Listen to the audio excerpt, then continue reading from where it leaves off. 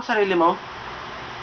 Malaya ka na ba at kayong sabihin, spread your wings like a butterfly? Malaya ka na ba? Okay lang yan, Bex. You can make it to the rain, typhoon, tornado, cyclone, and everything. At dahil sa bonggang init, kailangan natin magpalit ng damit. Ang mga bakla ay masayang kasama. Maraming happenings, maraming bonggang-bonggang love trip, at higit sa lahat, madaming unforgettable moments. Pero wag ka! Huwag na wag mong babanggain ng isang bakla dahil hindi matatapos ang araw na hindi ka niyan babalikan. Palaban kasi kami. Pero meron pa rin namang mga iba na pinipiling tumahimik na lang at nag-stay na lang sa kanilang lugar para walang away. Lalo na pag lalaki ang kalaban. Wait! At dahil dyan, gumawa ako ng 10 katotohanan tungkol sa ating mga bakla. Para naman makaintindihan tayo, te. At matigil na ang mga maling paniniwala at persepsyon ng mga tao tungkol sa amin. Hindi ko ito ginawa para magkagulo at makagera sa comment box tungkol sa religion. Ito po ay ginawa ko para makaintindihan tayong lahat. At ito pa lang ang unang bugso sa 3 pasawag na episode tungkol sa mga certified unkabekibo. 1. Hindi naman ibig sabihin na pag napatitig kami sa isang lalaki, lalo na sa isang gwapong lalaki, ay gusto na namin siya agad. Huwag kang assuming, boy! Huwag ka ring mag-inaso! Pero syempre, ang number 1 ay depende pa rin sa panahon. Epektibo lamang ito pag tag-init. Gumawa ka nun? 2. Pangalawa, hindi naman ibig sabihin na pag wala akong makeup, wala akong bracelet, bonggang wig, superlative na fashionable outfit, tipid na boses, catwalk effect na lakad, Tyra Banks pose, walk nose, mag-gay lingo, at iba pang pag-girl effect and everything, ay hindi na agad ako bakla. Laging tandaan na ang panglabas na anyo ay nakakalinlang. Hindi lahat ng bakla materialistic. 3. Pangatlo, hindi naman ibig sabihin na pag bakla ka, sa parlor ka lang in demand. Huy! Tandaan, flexible na kami at marami na kami sa lipunan. Marami na kami sa architecture, sa science, sa financial, sa politics, sa showbiz, at kung saan-saan pang cooking and lifestyle show. 4! Hindi naman ibig sabihin na pag nag-gym, guwapo, malaki ang katawan, mati niya idol, sporty, may girlfriend, may asawa, may anak, may apo, ay isa na itong 100% na katibayan na ang iyong karap ay lalaki. Hindi ibig sabihin na pag malaki ang boses ko ay isa na akong lalaki. Pero para saan pa? Pabayaan na lang natin sila. It's their choice. It's not ours naman. Hindi naman natin alam ang mga buhay nila so we don't have to judge. Let's just support them all the way. 5. Panglima, hindi naman ibig sabihin na pag bakla ka, salot ka na agad sa lipunan. Laging tandaan na 99% ng mga bakla ay may trabaho at nagbabayad ng tax. At ang superlative hard na mga mukha ninyo na tawagin kaming salot dahil ang mga bakla ay isa sa mga pinaka-importanteng parte ng lipunan.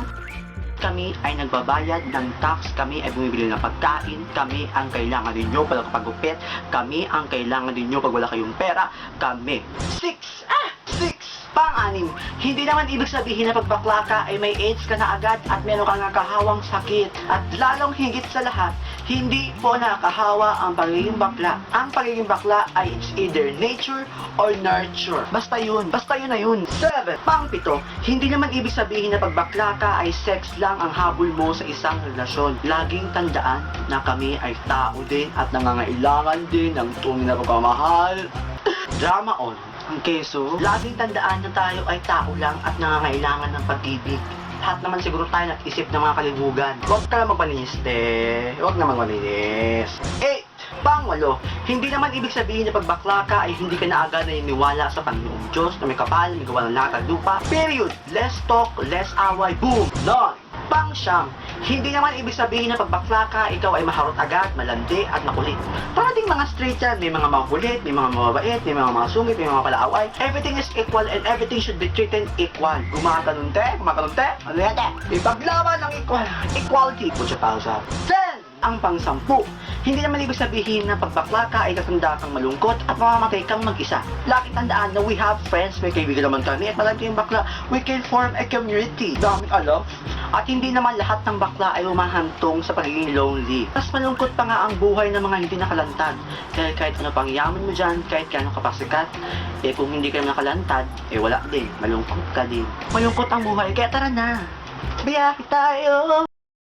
Kahit ano pang kwento ng buhay mo, I'm sure tayong lahat ng mga bakla ay dumaan at nakaranas at nahirapan sa isang nag-iisang tanong na paulit na tanong na to at tinatanong palagi sa atin. Ang nag-iisang tanong na everlasting at hindi namamatay. Ang tanong na, bakla ka ba? Sabihin mo nga lalaki ako. Lalaki ako! Lucky ako. At for sure, tayong lahat ay nakaranas ng identity crisis. Mga peer pressure na manligaw, na pag inisip mo ay nakakasuka, na nagawa mo pala yun, bullying, at syempre ang discrimination na hindi mawawala. Pero that's life, ganun talaga. At dahil nga dyan sa mga pinagdaanan natin yan, masasabi ko na ang mga bakla ang pinakamagtibay, pinakamalakas, pinaka-powerful, tala, agak, power! Dahil napagdaanan natin ang mga may hirap pagsubok na yan, ngulit tayo pa rin tumatayo. At bonggang-bongga pa rin tayo, nakapoise pa tayo ng parang Melanie Marquez. Melanie? Ano yun?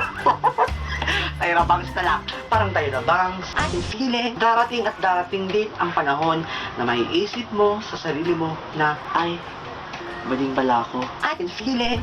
Life isn't about finding yourself. Life is about accepting yourself. Para sa iyo, by just looking, by just staring, by just listening, at kung ano pa mang sense na meron dyan, at the person, paano mo masasabi ng isang tao ay isang bakla? Comment below. Tara na! Woo! At ang LC Fan of the Week natin ay si Leah Tin.